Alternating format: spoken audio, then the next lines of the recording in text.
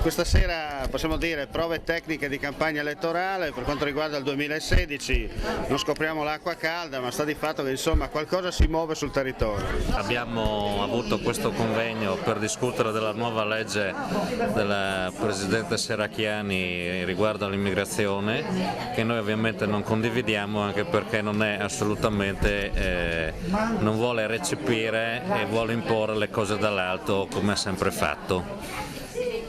La serata verteva su questo, principalmente anche sul trattamento dell'amianto. Spero che sia riuscita come serata. Qualche maligno dice, è solo una riunione sull'amianto oppure è qualcosa bolle in pentola?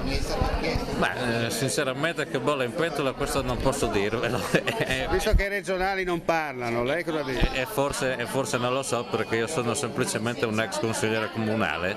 Mi auguro e spero che sia prolifico e di buon auspicio per la regione. Insomma qualcosa si muove in positivo? Senz'altro sì, in positivo.